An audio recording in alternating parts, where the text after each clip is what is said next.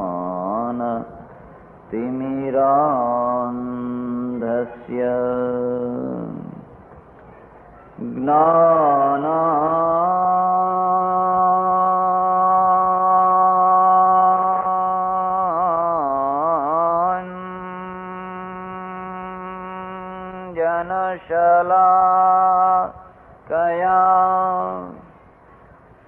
ચક્ષુરુન્મીલિતં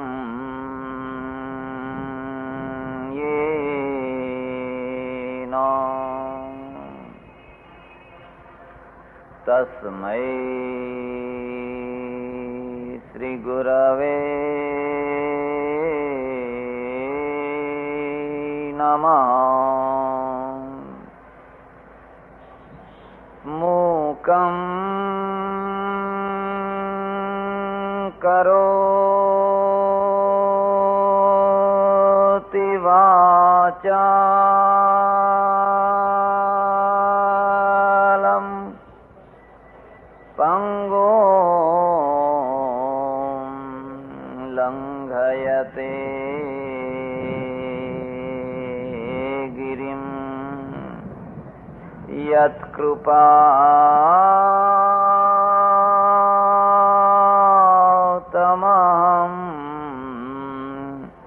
વંદે પરમાનંદમાધવં.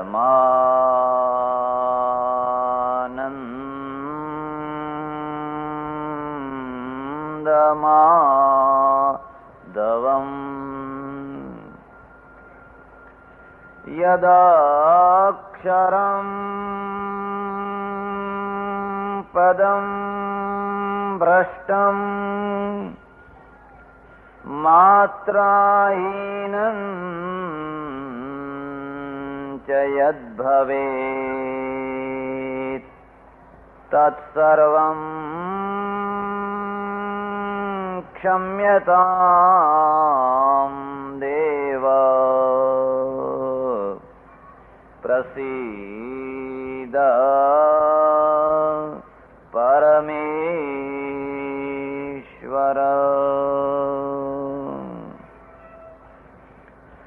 ઓમ નમો ભગવતે વાસુદેવાય.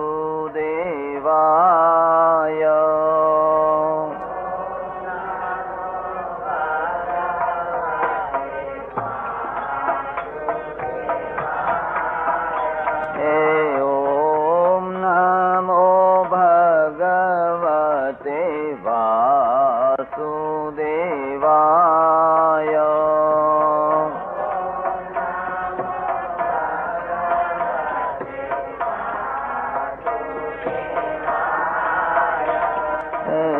ઓમ નમો ભગવતે વાસુદેવાય.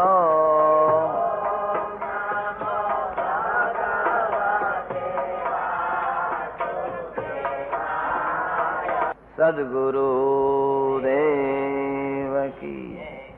નમઃ પાર્વતી પતે. હર હર મહાદેવ. હર. માતાઓ, બહેનો અને ધર્માભિલાષી સજ્જનો, શ્રીમદ ભાગવતના દસમ સ્કંધના પૂર્વાર્ધની કૃષ્ણલીલાની કથાના પ્રસંગ ચાલી રહ્યા છે. એ પ્રસંગના અંદર ગઈકાલે બે લીલાઓ એવી કહેવામાં આવી જે લીલાના સ્થૂલ અર્થ ગ્રહણ કરવામાં આવે તો પ્રજા અને સમાજ, ધર્મ અને રાષ્ટ્ર એમાંનું કોઈનું કલ્યાણ ના થઈ શકે. યાદ રાખજો, ધર્મના 4 રૂપ છે. યાદ રાખવા હોય તો રાખી લેજો. પહેલો જે ધર્મ છે એને સુધર્મ કહેવાય.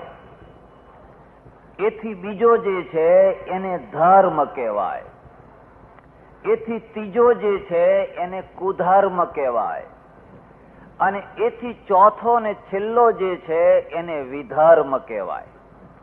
આ ચાર એના ભેદને ખ્યાલ રાખજો.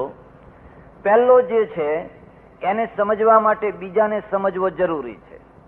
એટલે પહેલા થોડી ધર્મની વ્યાખ્યા કરીશ.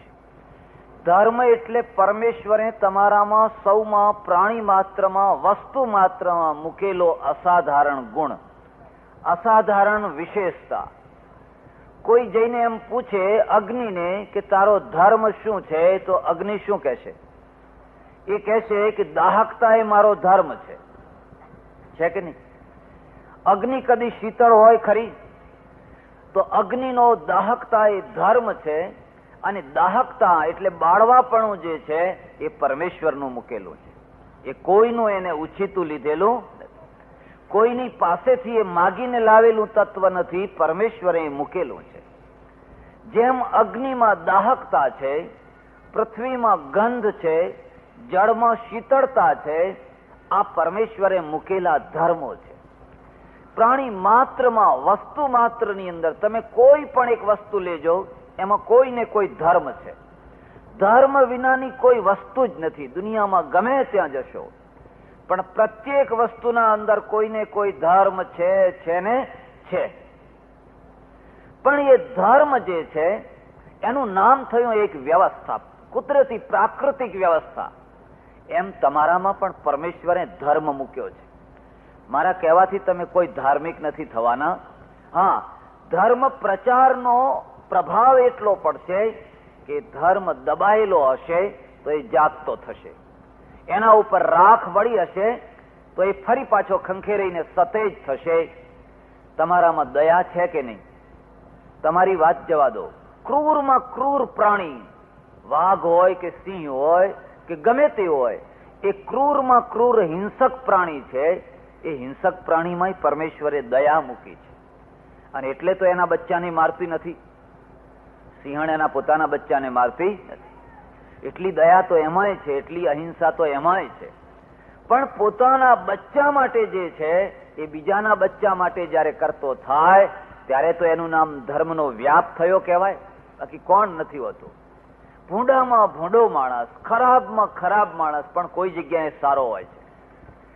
સર્પ આખી દુનિયામાં વાંકો ચૂંકો ચાલે પણ દળમાં પેસે એટલે સીધો થઈને પેસે કે નહીં? એમ ખરાબમાં ખરાબ માણસ પણ કોઈ જગ્યાએ વહાલ કરે છે, કોઈ જગ્યાએ પ્રેમ કરે છે, કોઈ જગ્યાએ દયા કરે છે, કોઈ જગ્યાએ ઉદારતા કરે છે. જેટલા સદગુણો કહેવાય એટલા બધા સદગુણો એ કોઈને કોઈ જગ્યાએ કરે છે. એટલે માણસ માત્રની અંદર પરમેશ્વરે ધર્મ મૂકેલો છે, પણ એ ધર્મને સતેજ કરવો, બસ એનું નામ ધર્મ પ્રચાર. એનું નામ. હું તમને કંઈક ખાસ વિશેષ પ્રકારના ટીલા શીખવાડીને જાઉં, વિશેષ પ્રકારની કંઠીઓ, જુદા પ્રકારનું નામ, કંઈક જુદું મંદિર, એવું કંઈક જુદું શીખવાડીને જાઉં તો એનું નામ ધર્મ પ્રચાર નહીં પણ સંપ્રદાય પ્રચાર કહેવાય. સંપ્રદાય અને ધર્મના ભેદને સમજજો. સંપ્રદાય અનેક છે પણ ધર્મ એક જ છે. 2, 3, 4 ધર્મો નથી. ધર્મ એટલે તમારી ગીતામાં ધર્મના આગળ કોઈ વિશેષણ શબ્દ નથી મૂક્યો. યદા યદા હિ ધર્મસ્ય ગ્લાનિર્ભવતિ ભારત. અર્જુને એમ ના પૂછ્યું કે કયા ધર્મની વાત કરો છો, એવું ના પૂછ્યું. પણ યદા યદા હિ ધર્મસ્ય, જ્યારે જ્યારે ધર્મની ગ્લાનિ થાય. જૈનના મુનિ છે એ કોઈને આશીર્વાદ આપે તો એ ધર્મ લાભ, એમ કે તને ધર્મ લાભ થાવ. ધર્મ લાભ થાય એટલે બધોય લાભ થાય.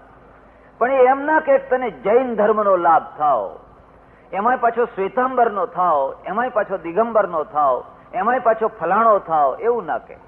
માત્ર ધર્મ લાભ. કારણ કે ધર્મ એક છે, સંપ્રદાયો ઘણા છે. પાર વિનાના 20,000 સંપ્રદાયો છે ભારતમાં. ત્યારે ધર્મ પ્રચાર અને સંપ્રદાયના પ્રચારમાં બહુ મોટો ભેદ છે. જો હું કોઈ સંપ્રદાય લઈને આવ્યો હોત તો તમારામાંથી કેટલાયને મેં કંઠીઓ બાંધી હોત, તો કેટલાયના હું ગુરુ થવાનો મેં પ્રયત્ન કર્યો હોત, અને તમારામાં તો કેટલાય કેટલાક માણસો જેમ લગ્ને કુંવારા હોય છે ને, એમ કેટલાક માણસો જેટલા સાધુઓ જોઈએ એટલાની કંઠીઓ બંધાવા તૈયાર. બાપજી જરા બાંધજો જરા, એમ કે. અરે પણ 3 વાર તો બંધાવી ચુક્યો છે, કે આ ચોથી ભેગી. તો પેલા કયા ગુરુ થયા? પેલા દત્ત ભગવાન દત્તાત્રેય 24 ગુરુ કર્યા હતા. હજુ તો મારે 18 જ થયા છે, 6 બાકી છે. એમાં કોઈનું કલ્યાણ નથી. ઠીક છે, એની જગ્યાએ વાત રહેવા દો. પણ પરમેશ્વરે તમારા અંદર બધા દિવ્ય ગુણો મૂકેલા છે, બધા દિવ્ય ગુણો. એ દિવ્ય ગુણોને જે જગાડી આપે એનું નામ શાસ્ત્ર, એનું નામ ધર્મ, પ્રક્રિયા, એનું નામ સત્સંગ. હું વૃંદાવનમાં રહું ઘણા વર્ષો પહેલા. મને જે મહાત્મા ભણાવતા એ બહુ ત્યાગી, બહુ જ્ઞાની, અત્યંત ભક્ત. રાધે કૃષ્ણ રાધે કૃષ્ણ રાધે કૃષ્ણ રાધે કૃષ્ણ. સવારથી સાંજ સુધી નહીં, રાતના 11 વાગ્યા સુધી જપ્યા કરે. કોઈની સાથે વાતચીત નહીં, કોઈની સાથે. આમ સીડી જેવું, સીડીના ખાનામાં જે રૂમ બને ને એટલા રૂમમાં રહે. સીડીનો ખાંચો પડે ને એમાં. આશ્રમ મોટો પણ એમાં જ રહે. પંચાજરી ફાકીને બપોરે ચલાવી લે, બપોરે જમે નહીં. સાંજે 3 અન્ન ક્ષેત્રોમાંથી 6 પાતળી રોટલી આવે. એટલું 3 ચમચા દાળ ને એક ઇન્દોરના શેઠ હતા, એ અમને દર મહિને કંઈક પૈસા મોકલે, એમાંથી પંચાજરી બનાવે. બહુ ત્યાગી. સાધુઓને શોધવા નીકળો તો આડંબરને ન શોધશો, આડંબરથી દૂર ભાગજો, નહીં તો તમારા હાથમાં સાધુ નહીં આવે. તમે તો હાથી, ઘોડા, પેલી ભેર, ભૂંગળ અને એ બધો આડંબર જ જોતા રહી જશો. આડંબરમાં સાધુતા નથી હોતી. સાધુતા તો નિર્મળતામાં હોય છે. એટલે આખા વૃંદાવનમાં કેટલા યાત્રાળુઓ આવે, સાધુઓના દર્શન કરવા નીકળે, પણ ખરો સાધુ હોય ત્યાં સુધી લોકો પહોંચે જ નહીં. જે મોટા મોટા લેબલ લગાવીને બેઠા હોય ને ત્યાં ટોળે ટોળા ભેગા થતા હોય. કારણ કે લેબલ એટલે જાહેર ખબર, એ જાહેર ખબર છે ને. અને જે શાંતિથી એક ખૂણામાં ચૂપચાપ રાધે કૃષ્ણ, એટલા જ્ઞાની ને એટલા ત્યાગી કે અમને ભણાવે પણ એમના એઠા વાસણ ના ઘસવા દે. એમનું કમંડળ ને એક વાટકી હોય આટલી દાળની, એ પોતે જાતે ઘસે. હું કહું કે એટલી તો સેવા કરવા દો અમને, એટલો તો લાભ લેવા દો. તો કે નહીં, હું મારા વાસણ ઘસતો જઈશ ને તમને, પણ મારા પાસે ટાઈમ નથી, મેં ઘણું ભણાવ્યા, હવે ભજન જ કરવાનું છે. આટલી નિર્મળતા, આટલી શાંતિ. તો કેટલીક વાર હું જઈને પેલા તિરાડમાંથી જોઈ આવું કે આ અંદર બેઠા બેઠા શું કરે છે. તો જોઉં તો આંખમાંથી આંસુ નીકળતા હોય અને રાધે કૃષ્ણ રાધે કૃષ્ણ રાધે કૃષ્ણ તન્મય થઈને ભક્તિ કરતા હોય. કોઈ ભક્ત નહીં, કોઈ શિષ્યના ટોળા નહીં, કોઈ દર્શન કરનારા નહીં, એકલા ચૂપચાપ એ બધું થતું હોય. પછી એ માદા પડ્યા, જરાક બીમાર પડ્યા, 70-75 વર્ષની ઉંમરના હતા. પછી એમને રામકૃષ્ણ મિશનમાં લઈ ગયા અને હું સેવા કરવા માટે રહ્યો એમની જોડે. સાધુઓ બધા, ડોક્ટરો, મૈત્રી થઈ ગયેલી. એક દિવસે બપોરે છે ને, તો બપોરે એક ગાડું આવીને છૂટ્યું, મુસલમાન સજ્જન 2-4 માણસો, અને છોકરાને ઉતારી અને લઈ ગયા અંદર. ગંભીર કેસ હતો. ડોક્ટરોએ તરત જ એને ઓપરેશન થિયેટર ઉપર ટેબલ ઉપર લીધો, એની સહી કરાવી, માણસ બચે એવો હતો નહીં. અને એ બહાર બેઠો, ઓપરેશન થિયેટરથી બહાર બેઠો, હું એની જોડે બેઠેલો. અને એની આંખમાં ચોધાર આંસુ વહી રહ્યા છે, ચોધાર આંસુ. મેં કહું કેમ રડે છે? ક્यों રોતે હો, કેમ રડો છો? મને કે બાબાજી દુઆ કરો, દુઆ કરો, મેરા બચ્ચા બચ જાય એસી દુઆ કરો, મારું છોકરું બચી જાય એવા આશીર્વાદ આપો. આશીર્વાદ તો ભગવાન આપે ભાઈ, આશીર્વાદ આપવાનો દોડ ન કરશો. તમે શું કોઈને આશીર્વાદ આપવાના હતા? આશીર્વાદ તો ભગવાન આપે. ભલું કરનાર તો ભગવાન છે, આપણે તો નિમિત્ત છીએ. પછી મેં પૂછ્યું, તું ધંધો શું કરે છે ભાઈ, તું કામ શું કરે છે? એને મને કહ્યું કે હું કસાઈ છું, હું કસાઈનો ધંધો. કસાઈનો? હા મહારાજ, હું કસાઈનો ધંધો કરું છું, પણ એક દૂર ગામ છે ત્યાં હું રહું છું. તો તમે રોજનો કેટલા બકરા કાપો છો? મને કે 50 થી 60. તો 50 થી 60 બકરા જયારે કાપો છો ત્યારે તો રડતા નથી, ત્યારે તો આંખમાં આંસુ નથી આવતા. હવે આ તારા છોકરાનું ગળું નથી કાપતા, પણ પેટની ગાંઠ કાપે છે, એમાં રડવા કેમ બેઠો છે? પેલાનું તો ગળું કપાય છે, ત્યારે તો તને આંખમાં આંસુ નથી આવતા. કે ના, ખાચ ખાચ ખાચ, જેમ રીંગણા છોલે એમ કાપી નાખીએ છીએ. જો તને તારા બાળક ઉપર જે દયા છે, જે મમતા છે, જે મોહ છે, એવો જ જે જીવને તું મારે છે એનો પણ એક સંસાર છે, એનું પણ બચ્ચું છે, એનો પણ સંસાર છે. તમારા જેટલો જ સુંદર છે, તમારા જેટલો જ એને પ્રિય છે, પણ એ જે ધર્મ અહીંયા જે તને તારા બાળક માટે જે દયાનો ઉભરો આવી રહ્યો છે એ પેલી જગ્યાએ નથી આવતો, એટલે એનું જ નામ કહેવાય કે તું અધર્મ, ધર્મ વિનાનો છે. જે દિવસે તને પોતાના બાળકના જેવું જ બધાના ઉપર દેખાવા લાગશે તે દિવસે તારો ધર્મ વ્યાપક થશે.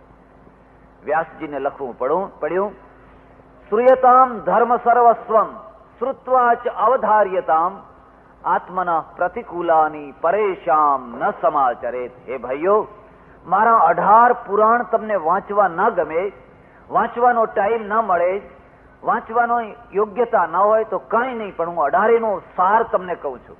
શ્રૂયતામ ધર્મ સર્વસ્વમ શ્રુત્વા ચ અવધાર્યતામ આત્મના પ્રતિકૂલાની. જે તમને ન ગમતું હોય, જેનાથી તમને દુઃખ થતું હોય એ બીજા માટે ના કરો, એ બીજાના માટે ના કરો. બસ બીજાના માટે ન કરો એટલે તમે ધર્મ સમજી ગયા. તમને અપમાન નથી ગમતું, પછી બીજાનું અપમાન કેમ કરો છો? તમને માન ગમે છે તો બીજાને માન કેમ નથી આપતા? તમને સુખ ગમે છે તો બીજાને સુખ કેમ નથી આપતા? જે ન ગમતું હોય એ બીજા સાથે ન કરો. એટલે એક તો ધર્મ છે, માણસમાં પરમેશ્વરે ધર્મ મૂક્યો છે. હું તમને સાચી વાત કહું છું, આખી દુનિયામાં ફરો, ઉપરની ચામડી બદલાય, આંખો વાળના રંગ બદલાય, પણ અંદરનો માણસ તો આખી દુનિયામાં એક સરખો છે. આખી દુનિયાનો અંદરનો માણસ એક સરખો છે. અમેરિકાની ફેક્ટરીમાં કામ કરનારા છોકરીઓ છોકરાઓ જ્યારે નીકળે તો તમે જુઓ, એટલા રૂપાળા, એટલા સુંદર હોય, એટલા સુંદર હોય, બધું આમ ટાપટીપ કરીને નીકળ્યા હોય. અહીં જો સાબરમતીમાં એકાદ બે નીકળે તો અડધું સાબરમતી ગાંડું થાય પાછળ. આપણા દેશમાં તો સભ્યતા નથી, સાચી વાત કહું છું. પણ એ એટલી રૂપાળી એ છોકરી, એ જે ફેક્ટરીમાં કામ કરનારી છે, એ અહીંની મજૂરણ જેવી ભાષા બોલે છે એવી જ ભાષા બોલે છે. એ જ મણની ગાર એ જોખે છે પાછી. એ કઈ એમને એમ ના થાય કે મારે આ ના બોલાય. એ મણની ગાર, પુરુષ હોય કે ગમે તે હોય, અહીંના જેમ સામાન્ય માણસો બોલતા હોય છે એવી જ રીતે મને એક ફેક્ટરી જોવા લઈ ગયા. પછી મને કહ્યું કે નમૂનો જોવો હોય તો હમણાં કે મારે નથી જોવો, ભાઈ તમારે જોજો, રોજ જોતા હોય તો.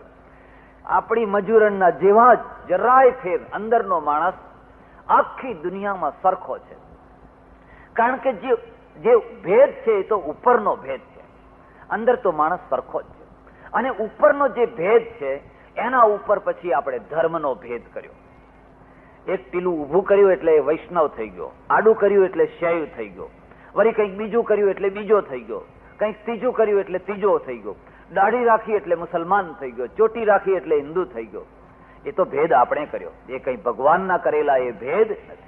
પણ પરમેશ્વરે તો એક ધર્મ મૂકેલો છે, પણ એ ધર્મના ઉપર એક વસ્તુ મૂકી છે, એનું નામ છે સુધર્મ. ધ્યાન દેજો, વાતને સમજવા જેવી છે. સુધર્મ. ધર્મ જયારે આદર્શની કક્ષાએ પહોંચે ત્યારે એને સુધર્મ કહેવાય. એને સુધર્મ કે તમારા બાળકોનું પાલન કરવું, કર્તવ્ય કરવું એ ધર્મ છે. એ તો તમારું કર્તવ્ય છે, તો ધર્મ છે. પડોશીની ચિંતા કરવી એ ધર્મ છે. પણ એક માણસના બંગલામાં આગ લાગી હોય અને આગની અંદર નાનું છોકરું રહી ગયું હોય, શેઠ શેઠાણી ભાઈ બીજા બધા બહાર નીકળી ગયા હોય અને બહાર ઉભા ઉભા પેલા શેઠ બૂમ પાડતા હોય, મારા છોકરાને બચાવો ભાઈ, મારા છોકરાને બચાવો ભાઈ, બૂમો પાડતા હોય. પણ ભડભડતી આગમાં કોઈ કૂદવા તૈયાર ના હોય, ત્યારે શેઠ ઉભા ઉભા એમ કે જે બચાવશે એને ₹1,00,000, જે મારા બાબાને બચાવી લાવશે એને ₹2,00,000. તો 2 લાખ શું કામ આપો છો? તમે જ જાઓ ને ભાઈ, તમે જ બચાવવા પડો ને, એમાં 2 લાખની શું કામ ખર્ચો કરો છો? એની હિંમત નથી. એ તો દૂર ઉભો ઉભો માત્ર જોયા કરે છે. શેઠાણી બૂમો પાડે છે, શેઠ બૂમો પાડે છે, અને છોકરું અંદર એક મોટી અગ્નિની અંદર ભાડ અગ્નિની અંદર શેકાઈ રહ્યું છે. એ વખતે કોઈ મરજીવો છોકરો, જુવાન મરજીવો, કે લાખ માટે કે 2 લાખ માટે નહીં, પણ એક મરજીવો છે ને, મેં કહ્યું ને આ ગાંડા માણસો હોય છે. દાતા, શૌર્ય, વીર, ભક્ત, આ બધા ગાંડા હોય છે. અને ગાંડા હોય છે એટલે એમના નામ હોય છે, અને ડાયાના નામ ભૂસાઈ જતા હોય છે, એટલે અમર થતા હોય છે. એ વીજળીના થાંભલા ઉપર ચડે, ગમે તેવું સાહસ કરીને મારે અંદર ભૂસકો, ભડકભડતી આગની અંદર એના કપડા બળી જાય, હાથ બળી જાય, ચામડું ઉતરી જાય, પણ ગમે ત્યાંથી એક છોકરાને ખોળી લાવી બહાર લાવીને છોકરાને આપે ને પોતે બેભાન થઈને પડે. 2-3 દિવસે એને ભાન આવે. એણે જે છોકરું બચાવવાનું કામ કર્યું એ ધર્મ હતો કે ધર્મથી કંઈક વિશેષ હતું? કે બીજા માણસો માટે એ ધર્મ નતો? શેઠના પોતાના માટે એ ધર્મ નતો? ત્યારે જે માણસને કંઈ લેવા દેવા નથી એ ડૂબતા, એક સાબરમતીમાં ડૂબતા માણસને બચાવે છે પોતાના પ્રાણ ના ભોગે. કારણ કે ડૂબનારો તો ડૂબાડે, તમને બચાવવા જાવ તો ઉપરથી તમને ડૂબાડે, પણ એ પ્રાણની પરવા કર્યા વિના તમને એને બચાવી લાવે છે. એમ ધર્મની પરાકાષ્ઠા બલિદાન છે. યાદ રાખજો, ધર્મની પરાકાષ્ઠા છે ને એ બલિદાન છે. અને બલિદાનમાંથી વ્યવસ્થા સ્થિર થાય, બલિદાનમાંથી અન્યાય ને અત્યાચારની સમાપ્તિ થતી હોય છે. બલિદાન આપ્યા વિના કોઈ દિવસ અત્યાચારની સમાપ્તિ નથી થતી હોતી. સૌરાષ્ટ્રમાં એક નાનું સરખું સ્ટેટ, નામ નહીં દઉં, અને સ્ટેટમાં દરબાર ગાદીએ બેઠા, પણ દરબાર કુસંગમાં પડી ગયા. બધા કુસંગમાં પડજો, પણ નેતા કુસંગમાં ના પડે, રાજા કુસંગમાં ના પડે. કારણ કે એના આધીન તો હજારોનું ભવિષ્ય છે. એ જો કુસંગમાં પડ્યો તો હજારોનું ભવિષ્ય બરબાદ કરી નાખશે.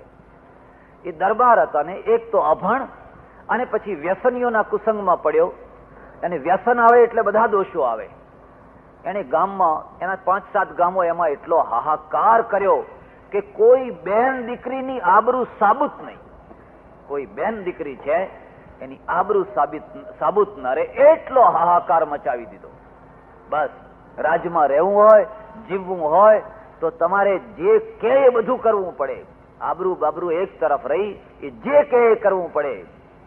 અને બિચારી પીસાયેલી, દબાયેલી, કચડાયેલી પ્રજા એ જે રાજા કે પ્રમાણે દરબારના આધીન થવું પડે. દરબારના પેલા જે પાસવાન લોકો, એક ફલાણાના ઘરમાં બહુ રૂપાળી કન્યા આવી છે, એની વહુ બહુ રૂપાળી છે, બસ એટલે દરબારે તો હાહાકાર મચાવી દીધો.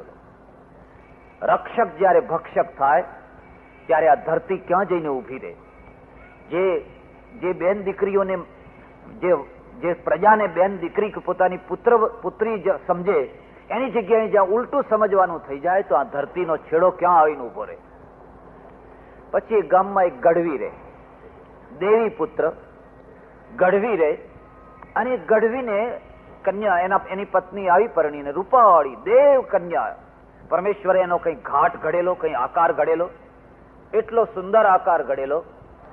પરમેશ્વરે એને કઈ રૂપ આપેલું. ભગવાનની પણ કઈ ખૂબી હોય છે. કેટલીક વાર એ નવરો બેઠો હોય છે, એકદમ નવરો. અને જયારે નવરો બેઠો હોય ત્યારે તમારે મારે કોઈને આવવાનું હોય ને તો ભગવાન ઝીણામાં ઝીણી પીછી લઈને આકૃતિ બનાવે, ઝીણામાં ઝીણી પીછી લઈ. કઈ આંખો બનાવે, નાક બનાવે, ગાલ બનાવે, બધું બનાવે ઝીણામાં ઝીણું. ટચિંગ જેને કે પેલા ફોટોગ્રાફરો હોય ને એ જેવું ટચિંગ કરે એટલું સુંદર નખ 6 ટચિંગ કરે. કેટલીક વાર ભગવાનને કઈક બહુ કામમાં પડી ગયા હોય, ઘણું કામ હોય, કઈ કોલેરા ફાટી નીકળ્યો કે એવું કઈક બહુ કામ હોય, કે અથવા દ્રૌપદીના વસ્ત્ર હરણ થતા હોય, એમાં જવાનું હોય. એ જ ટાઈમે કોઈ જીવને અહીં આવવાનું હોય ને, ઉતાવળ હોય ને, 1-2 લપેડા કરીને મોકલી દે, જા. હવે બિચારો પછી આખી જિંદગી એને કદરૂપો લોકો કહે, ભાઈ ઉતાવળમાં આવેલા છે. જયારે ભગવાન નથી કહેતા, ભગવાન જયારે નવરો હતો ને ત્યારે એને ઘડ્યો હશે. કોઈ વાર તો અત્યંત નવરાશમાં કોઈના ચહેરા એટલા સુંદર.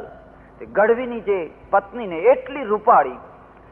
રૂપ છે ને એ આગ છે, આગ કરતાંય મોટી આગ છે. એ રૂપમાં રાવણ બળીને ખાખ થયો, એ રૂપમાં દુર્યોધન બળીને ખાખ થયો. ખબર નહીં એ રૂપમાં કેટલા પતંગિયા બળીને ખાખ થયા. પણ એ રૂપમાં જયારે પવિત્રતા ભળે, રૂપ, સૌંદર્ય અને પવિત્રતા બેયનો યોગ થાય તો એમાંથી એક મહાશક્તિ પ્રગટે, એક મહાશક્તિ. ગઢવીના ઘેર જે પુત્રવત આવેલી પત્ની જેટલી રૂપાળી ને એટલી જ ગુણવાન, એટલી જ જીવન પ્રત્યે નિષ્ઠાવાન. જે ચાંપલુસ માણસો હતા એમણે કહેવાની વાત હતી, કહી દીધી. અને રાજાએ પેલા હુકમ છોડ્યો કે તારી પત્નીને મારે ત્યાં મોકલજે.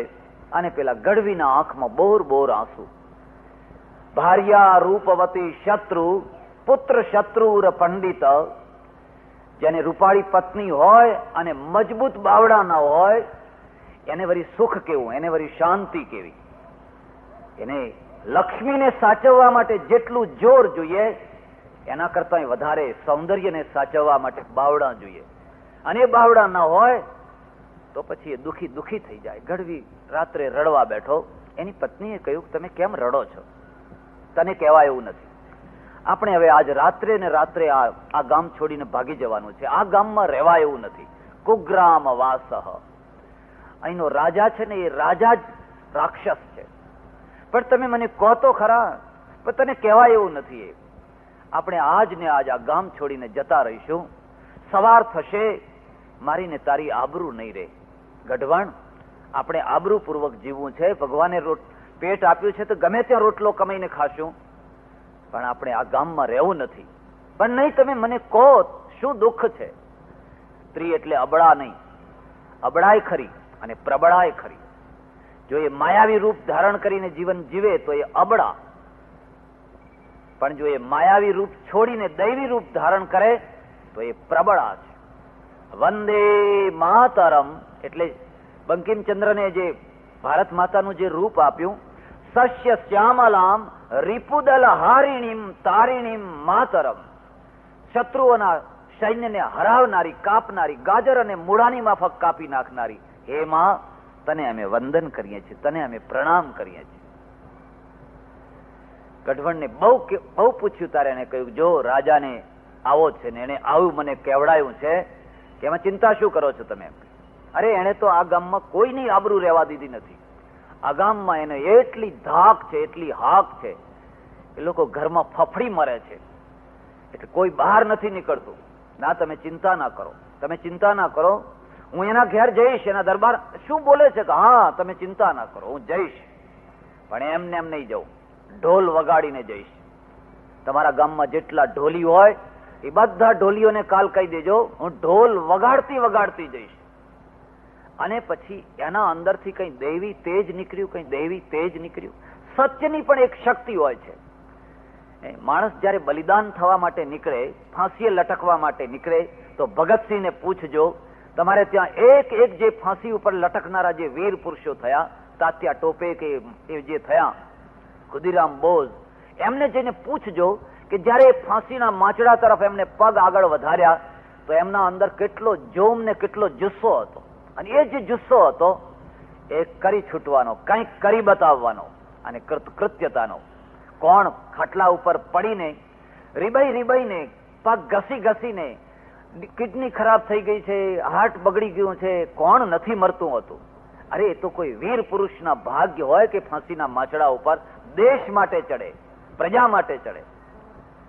એને એક તો ગઢવીની જાત, દેવી પુત્ર કહેવાય, ઢોલ વગાડી દીધો. ઢોલી જેટલા હતા, કેટલીક વાર તમે જોજો, ઈશ્વર એક વાતાવરણની સૃષ્ટિ કરતો હોય છે તમારા માટે, પરિસ્થિતિ માટે. માણસોની અંદર એક જુસ્સો, એક જોમ આવતો હોય છે. અને જોત જોતામાં ખબર પડી ગઈ આખા ગામમાં ને ગામના બીજા ગામમાં ને બીજાના ત્રીજા ગામમાં કે ફલાણા ગઢવીની જે વહુ છે એ આ ઢોલ વગાડીને દરબારના ઘર જાય છે. હે, ઢોલ વગાડીને કે હા. અને 2 ઢોલ મંગાવેલા, એના તો ગામે ગામથી કોઈ 10-15 ઢોલો આવી ગયા.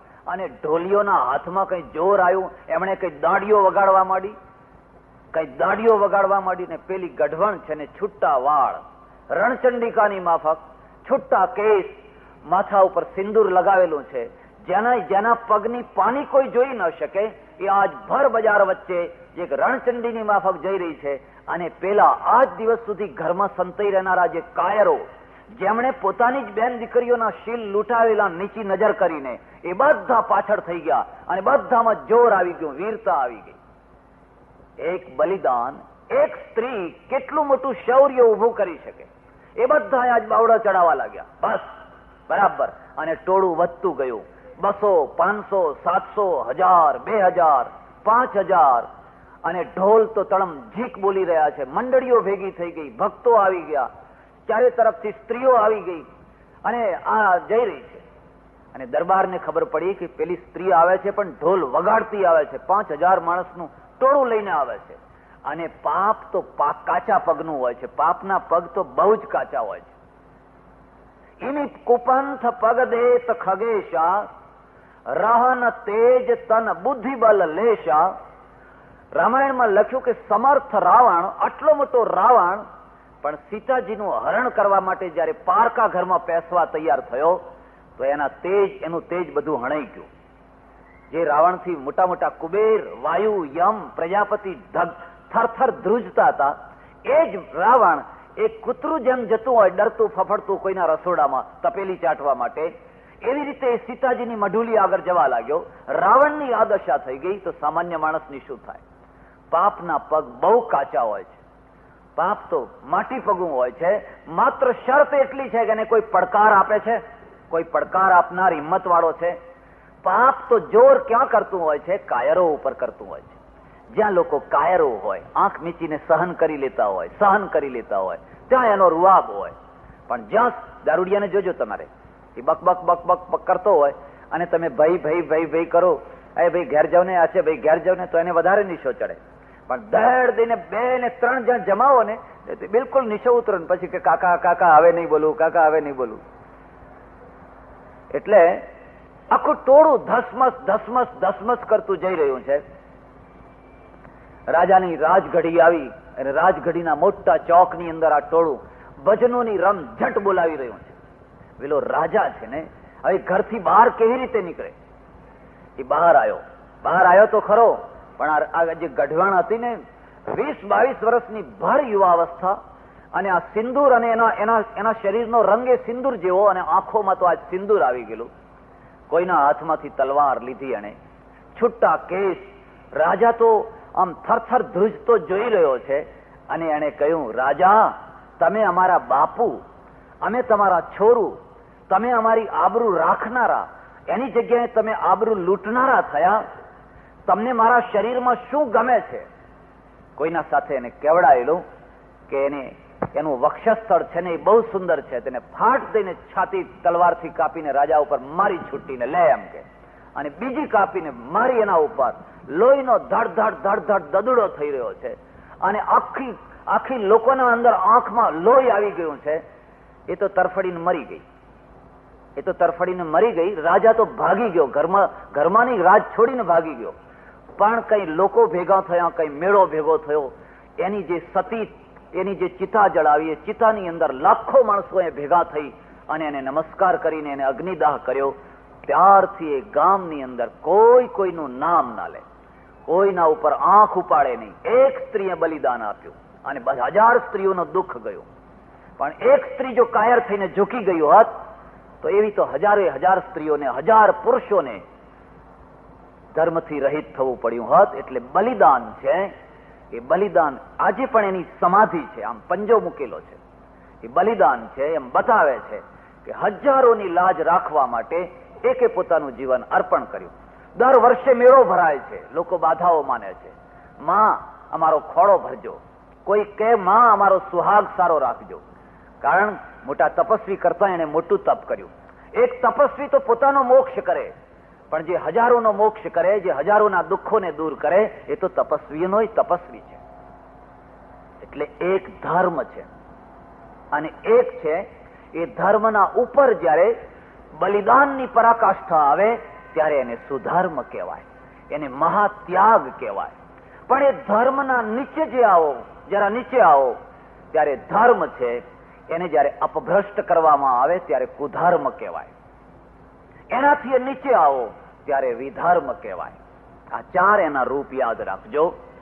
મહારાજ શ્રી પધાર્યા છે અને એમની અમૃતવાણી તમારે સાંભળવાની છે, એટલે હું મારો વધારે સમય નહીં લઉં. મારે વાત આજ થોડીક પૂરી કરવાની છે. જે પ્રસંગ ચાલી રહ્યો છે એ રાસનો છે. શ્રીમદ ભાગવતનું જે હૃદય છે એ રાસ પંચાધ્યાયી છે, અને રાસ પંચાધ્યાયીનો જે આધ્યાત્મિક ભાવ છે એની ચર્ચા આપણે કાલે કરી. એના પાછળનો ભાવ એક જ હતો કે અંદર એક રસ ભરેલો છે. રસો વૈ સહ રસમ હેવાયમ લબ્ધ્વા નંદી ભવતી. એ રસરૂપ છે, એ રસરૂપ છે. પરમેશ્વર પોતે રસરૂપ છે. એ રસનો જે ઘૂંટડો કોઈ પીવે, રામ સભામાં અમે રમવાને જ્ઞાતા, અંજલિ ભરીને રસ, એટલે મીરાબાઈનું એક ભજન છે. એ કયો રસ છે? પરમેશ્વર પોતે રસરૂપ છે.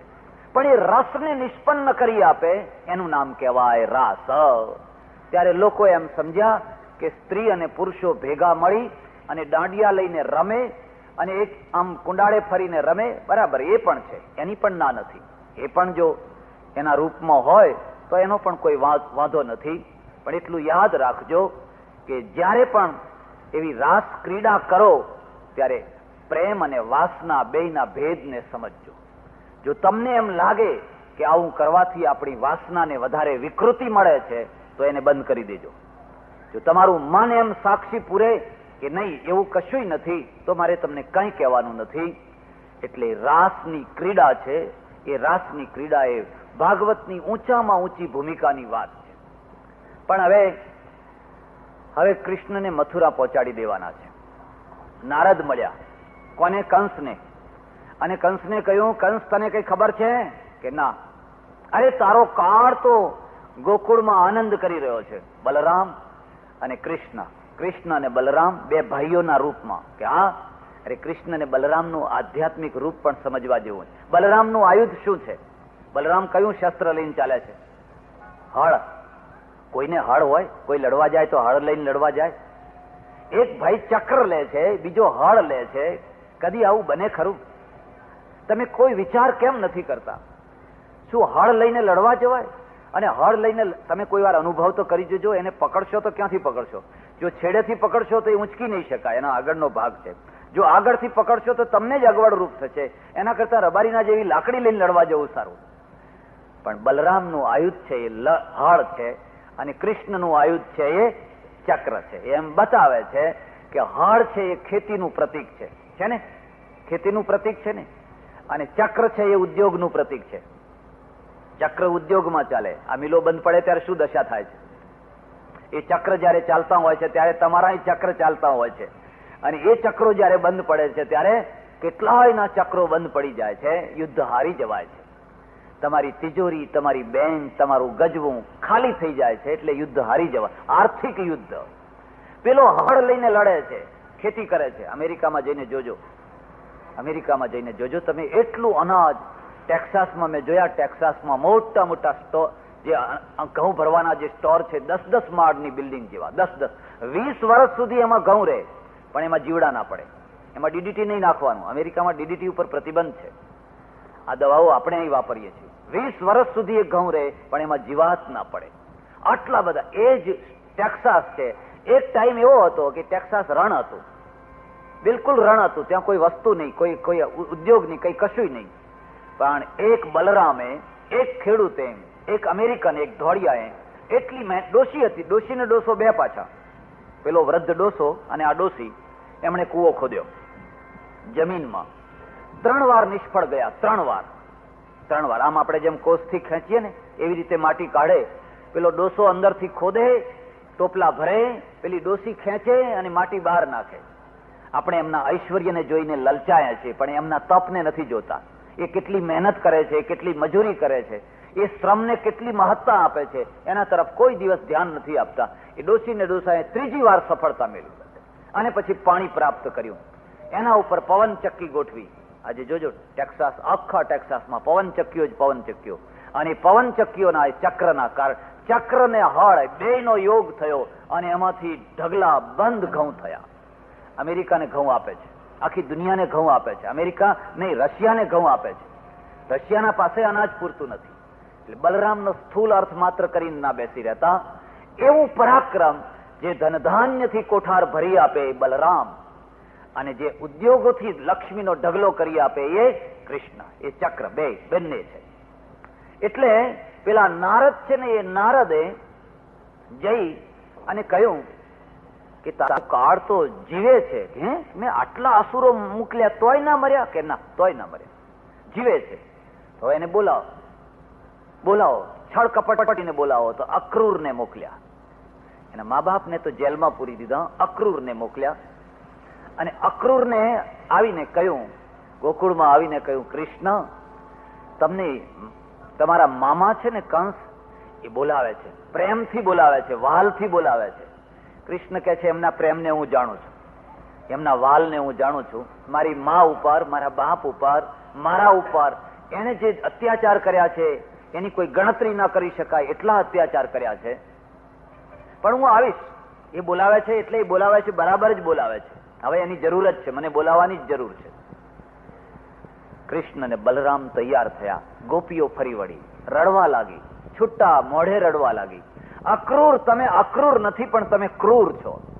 બધું લઈ જાઓ પણ કૃષ્ણને ન લઈ જાઓ. મથુરા જાઓ તો મુગટ મૂકતા જાજો, તેના આધારે દિવસ જાય, તમારો મુગટ મૂકતા જાજો. અને કૃષ્ણ વિદાય થયા. સૌ કોઈ તમે જાણતા હશો, મથુરામાં પ્રવેશ કર્યો. મારે બધી લાંબી ચર્ચા નથી કરવી. મથુરામાં પ્રવેશ કર્યો. જેવા દરવાજામાં બેઠા તો ઘણા લોકો સામે મળ્યા. ઘણા હાથી મળ્યો, ફલાણું મળ્યું, પણ એક સ્ત્રી મળી. સ્ત્રી ત્રણેય અંગોથી વાંકી, કુબડા, ત્રણેય અંગ એના વાંકા ચૂકા, હાથમાં થાળ છે. રોજ એ કંસની પૂજા કરવા જાય છે. કંસની તિલક, ચંદન વગેરે વગેરે રોજ કરે છે. એટલે એ હાથમાં થાળ લઈ અને જઈ રહી છે. અને કૃષ્ણના ઉપર દૃષ્ટિ પડીને દૃષ્ટિ પડતાની સાથે જ કંસ ભૂલી ગઈ. ઈશ્વર જયારે રૂપ બતાવે ત્યારે વિરૂપથી છોડાવવા માટે રૂપ બતાવે. વિરૂપથી છૂટવું હોય, કુરૂપથી છૂટવું હોય, વિકૃતિથી છૂટવું હોય તો સુકૃતિ બતાવે. તો તમારું મન છે વિષ્ટામાંથી મૂકીને ઉડાડવી હોય તો ગોળ મૂકી દો. એમને એમ ઉડાડશો તો ઉડશે તો ખરી, પણ ફરી આવીને ત્યાં બેસશે. અને એને ગોળ મૂકી દો. પરમેશ્વર પણ જયારે કોઈ જીવના ઉપર દયા કરે ને એને એમ લાગે કે આ જીવને મારે હવે આ તરફ વાળી દેવો છે, તો પોતાનું સૌંદર્ય બતાવે, પોતાનું રૂપ બતાવે. દક્ષિણની વાત કરું છું, દક્ષિણ ભારતની. શ્રીમદ રામાનુજાચાર્ય બહુ મોટો ઉત્સવ જોવો હોય તો દક્ષિણ જજો. હવે આપણે અહીં થોડો થોડો ઉત્સવ કરતા થયા છે. આપણે તો પરાધીન રહ્યા, ગુલામીમાં રહ્યા, એટલે સારી રીતે ધર્મ ના કરી શકીએ, ઉત્સવો ના પાડી શકીએ. જે હોય એ બધું ઘરમાં ને ઘરમાં કરી લેતા. દક્ષિણમાં થોડી ઓછી એની અસર રહી. મોટા તોતિંગ રથો હોય, પ્રજા એને ખેંચતી હોય, કીર્તન ભજન થતા હોય, ભગવાનનો વિગ્રહ અંદર મૂક્યો હોય અને ભક્તો ગાતા વજાવતા જતા હોય. એક આહલાદમય વાતાવરણ થઈ ગયું હોય. રામાનુજ પોતે રથના સાથે ચાલી રહ્યા છે ને હજારો માણસો ચાલી રહ્યા છે. એમણે જોયું તો સામેથી એક સ્ત્રી ને પુરુષ આવી રહ્યા છે. બંને જુવાન છે. વિચિત્રતા એ છે કે પુરુષે પેલા સ્ત્રીના ઉપર છત્રી ઓઢાડેલી છે. પુરુષે છત્રી ઓઢાડેલી છે. મર્યાદા રાખજો, અને મર્યાદા રાખશો તો સુખી થશો. મર્યાદા તોડવાથી કઈ વહાલ ના ઉભરી જાય. મર્યાદા તોડવાનું નામ કઈ પ્રેમ નથી. પ્રેમ કઈ મર્યાદા ના તોડે. એ તો ઓછક લઈ કહેવાય, છાકટઈ કહેવાય. પણ પેલા એ તો છત્રી છે ને પેલી સ્ત્રીના ઉપર ઉઢાડેલી છે. ભર બજાર વચ્ચે આખું ટોળું આવી રહેલું છે, પણ ટોળાની એને કઈ પડી નથી. અને રામાનુજના મનમાં વિચાર થયો કે આ બે જુવાન સ્ત્રી ને પુરુષો આવી રહ્યા છે, હમણાં રથના નજીકમાં આવશે, બે આમ રથને પ્રણામ કરશે, બેયને નમસ્કાર કરશે, મને આનંદ થશે, મને જોઈને આનંદ થશે. પણ એ નજીક આવ્યા, પણ પેલા પુરુષે રથના સામું ના જોયું, રામાનુજના સામું ના જોયું, સંતોના સામું ના જોયું, સડસડાટ ચાલ્યા ગયા. યાત્રા પૂરી થઈ. પણ રામાનુજના મગજમાંથી પેલી વાત ના નીકળી. એને કોઈને બોલાવીને કહ્યું કે પેલા સ્ત્રી પુરુષ જે આવ્યા હતા ને આમ છત્રી ઉઢાડેલી હતી, એ કોણ હતું? એ કોનો દીકરો હતો? કે મહારાજ નામ ના લેશો એનું, એ ચાંડાળનું નામ લેશો. સવારે કોઈ નામ લે તો એને ખાવાનું ના ભાવે. કેમ? પણ કોનો? અરે કોનો નહીં, નગર શેઠનો દીકરો. હે? નગર શેઠ જેવો ખાનદાન માણસ, સંસ્કારી માણસ, એનો દીકરો ક્યાં? એની પત્ની હતી કે ના મહારાજ, એ તો ગામની વેશ્યા હતી. પત્ની તો બિચારી ઘરે ખોબે આંસુ રડે છે. દેવ જેવી કન્યા છે અને ગુણનો ભંડાર છે. કરો, એ ધર્મદાસને બોલાઈ આવો મારા પાસે. જોજો બોલાવતા નહીં હો, ગામમાં તમે ગવાઈ જશો, તમારું નામ બદનામ થઈ જશે. કે ના, તમે જાઓ, બોલાઈ આવો. અરે એનું નામ જવા દો. એ શેઠે તો જાહેર ખબર આપી દીધી છે, કોઈ છોકરા સાથે લેવડ દેવડ કરે નહીં, જો કરશે તો અમારી જવાબદારી નહીં. એવું નથી ઘણા લોકોને. સંતની દયા અહેતુકી હોય. શબ્દ ઉપર ધ્યાન દેજો. ઈશ્વર દયા કરે અહેતુકી. કંઈક બદલાની ઈચ્છા, કંઈક પરિણામ મળવાની આશા રાખીને જે દયા કરવામાં આવે એને અહેતુકી ન કહેવાય. તેષામહમ સમુદ્ધરતા મૃત્યુ સંસાર સાગરાત ભવામી ન ચિરાત પાર્થ મૈયા વેશિત ચેતસામ. અર્જુન, એ મોહ સમુદ્રમાં દૂર દૂર સુધી, ઊંડાણ સુધી ડૂબેલા માણસો એમનો હાથ ઊંચો ન કરી શકતા હોય તો હું મારો હાથ નીચો કરીને પણ એમને ઉપાડી લઉં, એમને ઊંચકી લઉં. ત્યારે હું વિચાર ન કરું કે એમને હાથ કેમ ઊંચો ન કર્યો, પણ હું એમને જરૂર ઊંચકી લઉં. સંતની દયા અહેતુકી હોય. અહેતુકી દયા કરે એ જ સંત. જે વ્યવહાર કરે, જે વ્યાપાર કરે, જે ગણતરીપૂર્વકનો સંબંધ કરે તો એ સંત ન કહેવાય. સંતને તો અહેતુકી દયા. એને કે જાઓ મારું જે થવું હોય એ થાય. પણ એ ધર્મદાસને તમે બોલાવો. અને કોઈ માણસને મોકલ્યો અને કહ્યું તમને રામાનુજ આજ બોલાવે છે. રામાનુજ જેવા મોટા આચાર્ય, આટલા મોટા ઊંચી કક્ષાના સંત મને બોલાવે છે. કા મારું શું કામ પડ્યું એ ખબર નહીં, પણ તમને બોલાવે છે. અને આવ્યો.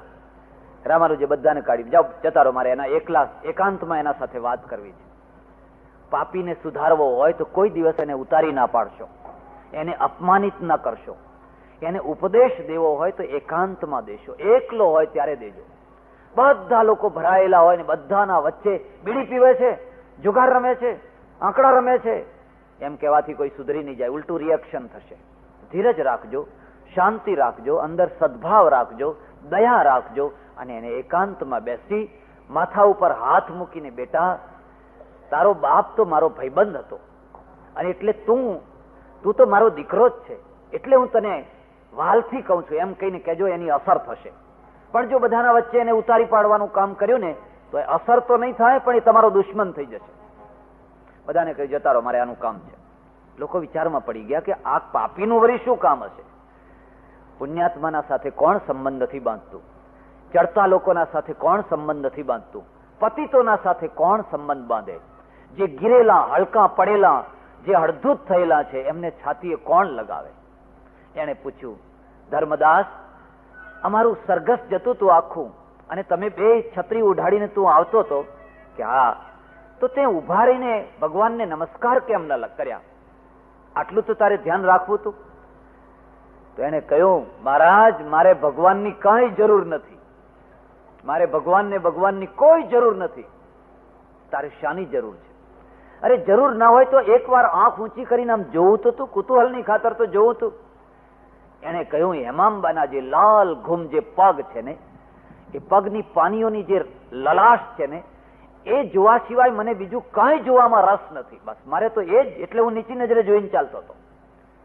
જીવ જયારે વિષય થાય, લંપટ થાય અને વિષય થતા થતા એના છેલ્લી કક્ષાએ પહોંચે ત્યારે શું થઈને ઉભો રહેશે ને ક્યાં જઈને ઉભો રહેશે એનું કંઈ કહી શકાય?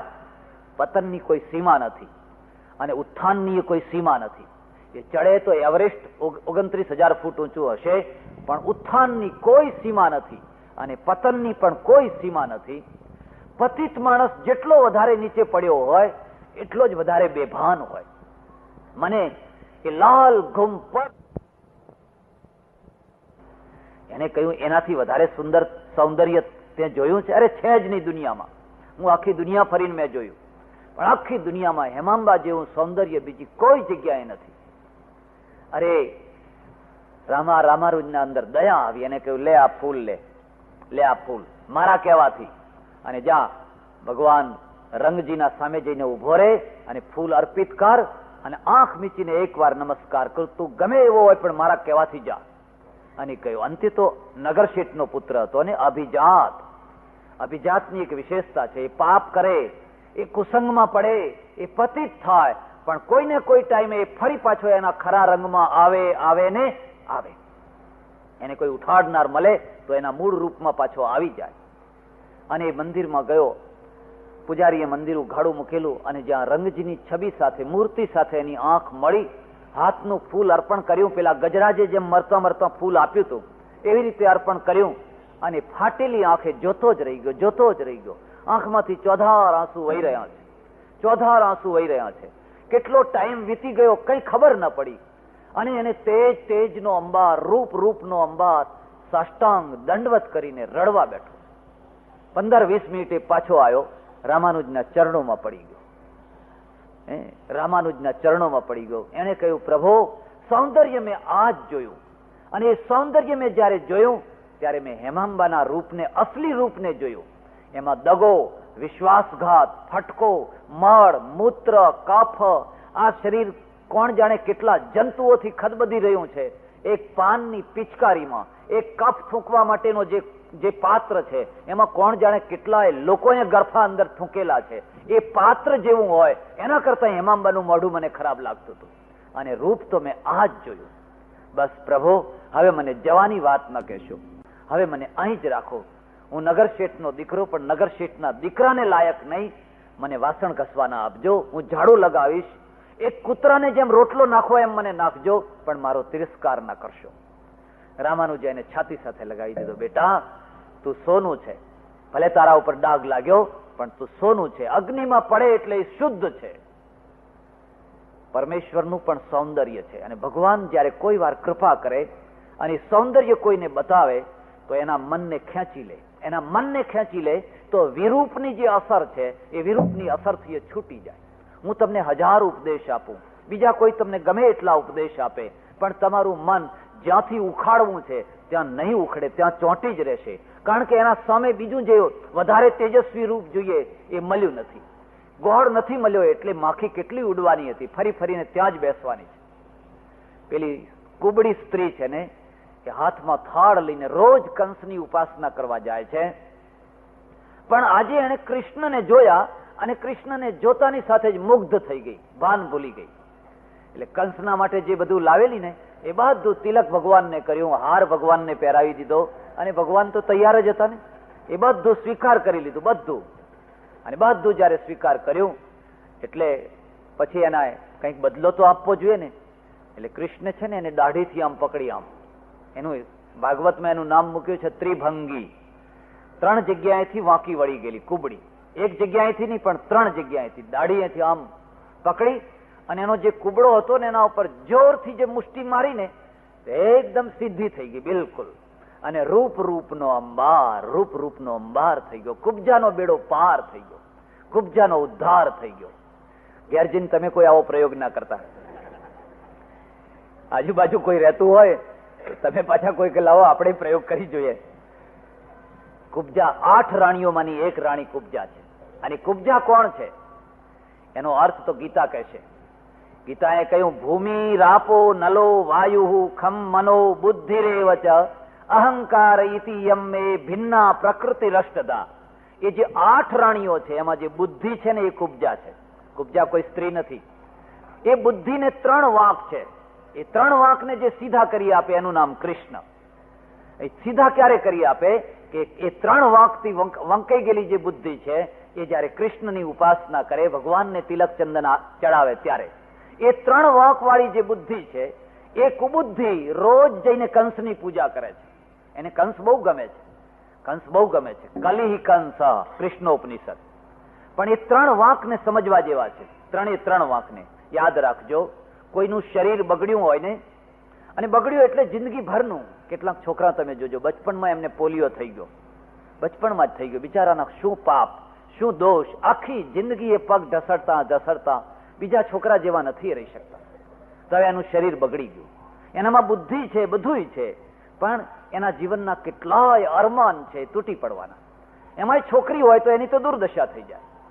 કોઈની આંખ નથી, કોઈને કાંઈ નથી, કોઈને માઇન્ડ નથી, કોઈને કાંઈ નથી, પણ કોઈને રોગ લાગ્યો અને કોઈનું શરીર બગડી ગયું, આખી જિંદગી સુધીનું શરીર બગડી ગયું, તો એ તો દુખી થઈ જશે. કોઈનું મન બગડી ગયું, શરીર બગડવાથી જે દુઃખ આવે એના કરતા મન બગડવાથી વધારે દુઃખ આવે. અને એટલે આપણે પ્રાર્થનામાં કહીએ છીએ, તન્મે મનઃ શિવ સંકલ્પ મસ્તુ. હે પ્રભુ, મારા મનના વિચારોને શુદ્ધ રાખજે.